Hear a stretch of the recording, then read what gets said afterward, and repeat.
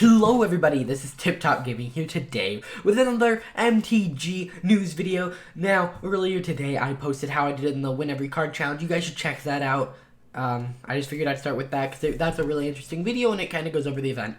And it didn't seem to get much attention, so I thought maybe if you guys are here and are interested in that, I'll leave a link in the description down below. Either way, why don't we jump right into the news?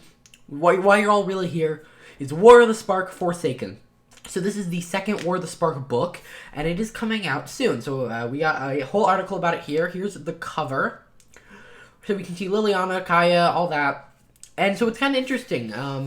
We had the War of the Spark book, and it's not like we haven't had a book since, and like this is just a sequel. We've had the Wilderness Quest, which was the Eldraine book.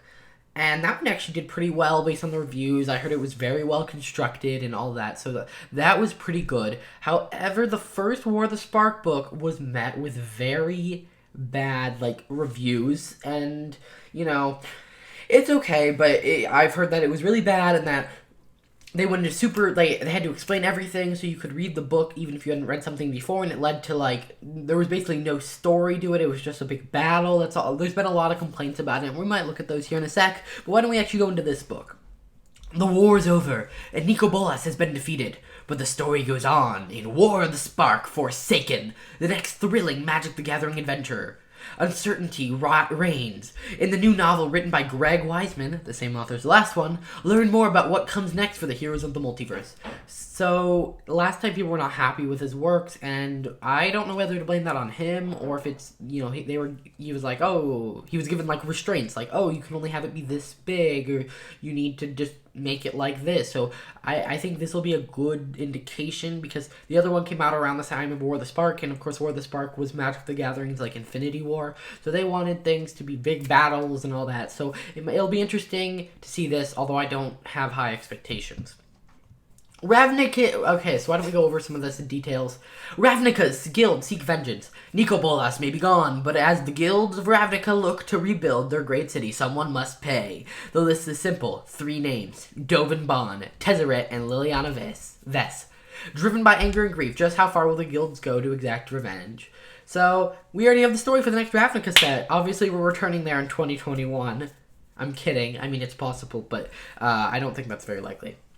Liliana Ves's future. Truly free from her debts for the first time, Liliana Ves should feel liberated. Instead, she flees from those she once called allies and friends, as enemies close in and her survival's at risk. The question that truly beguiles her is, who is Liliana Ves really? Now, this actually has some implications in terms of card sets. We're going to a plane that's all about death, and you know what? Liliana is a necromancer, or at least Theros beyond death, so Liliana might pop up there. She's fleeing, and then, that could have some implications for Theros Beyond Death.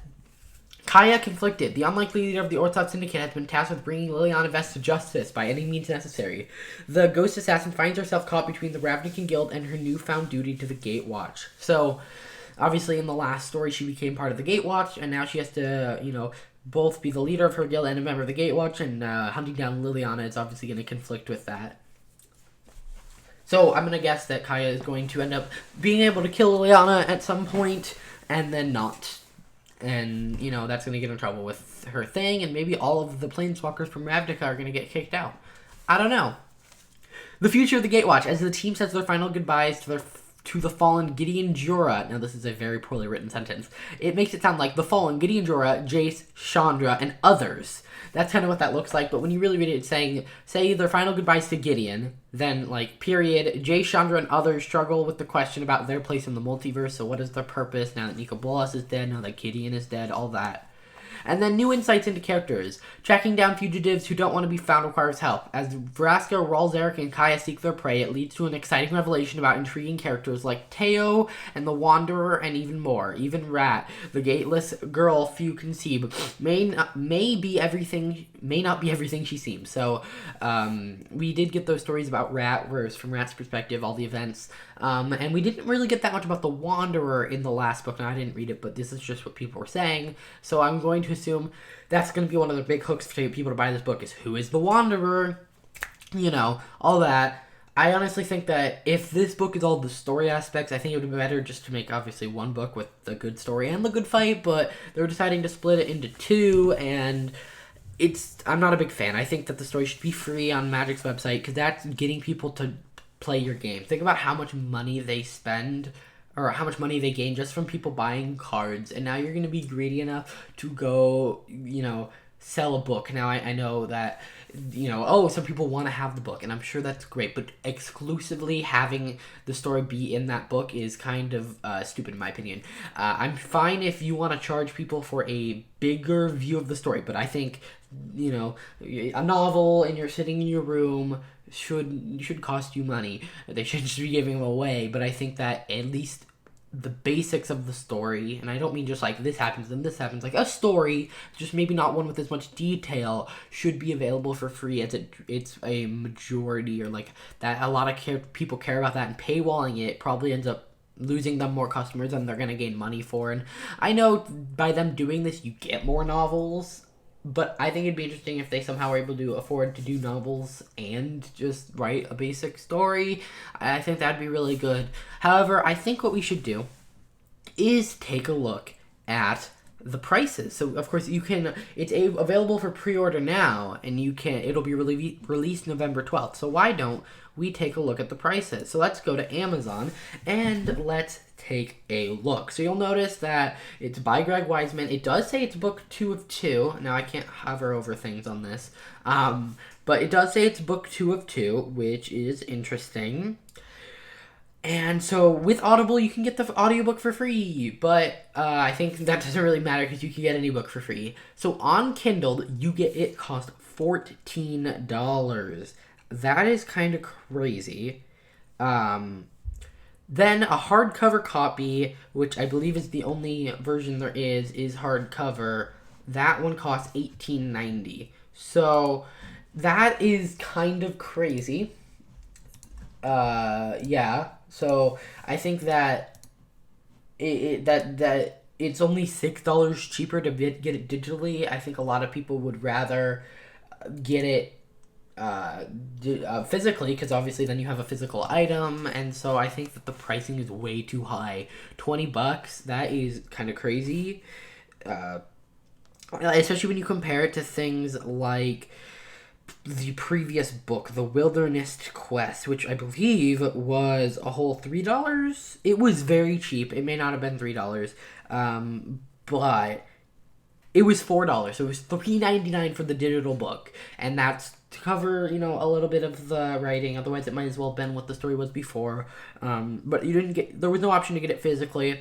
This one there is, and I think it's worse off. I think that if they're gonna paywall a small amount, telling people, hey, you gotta go spend $20, that's a lot. Telling someone $4, that's still more than that would be good, but it's a lot better. And I think Magic is in a unique position, or not unique, but in a position where audiobooks just digital books work better for their audience. Now, the original War of the Spark novel was available in paperback, and the hardcover was $13.99. The Kindle version was $11.99, and the paperback was $12.11. So the prices have gone up. It's kind of crazy. Let's see, do we get any more? Why don't we read the description here on Amazon? So yeah, we can just do that. So, boop. Return to the multiverse of Magic the Gathering as the hunt for Liliana Vess is on in the aftermath of War of the Spark. The Planeswalkers have defeated Nico Bolas and saved the universe, though at a grave cost. The living have been left to pick up the pieces and mourn the dead, but one loss is almost too great to bear. Gideon Jura, champion of justice and shield of the Gatewatch, is gone. As his former comrades Jason Chandra struggle to rebuild from his tragedy, their future, like the Gatewatch, remains uncertain. As the Gatewatch's newest member, Kaya, aims to write that future in joining, she pledges an oath to protect the living and dead, but now the oath must be tested. The grieving guildmasters of Ravnica have tasked her with a grave mission suited to her talents as a hunter and assassin, a mission she is ordered to keep secret from the Gatewatch. She must track down and exact retribution on the traitor Liliana Vess. But Liliana Vess has no interest in being found. Forsaken by her friends, she fled Ravnica after the death of Bolas. She was hostage to his wicked will, forced to assist in terrible atrocities on pain of death until Gideon, the last one who believed in her goodness, died in her place. Haunted by Gideon's final gift and hunted by former allies. Liliana now returns to a place she thought she'd never see again.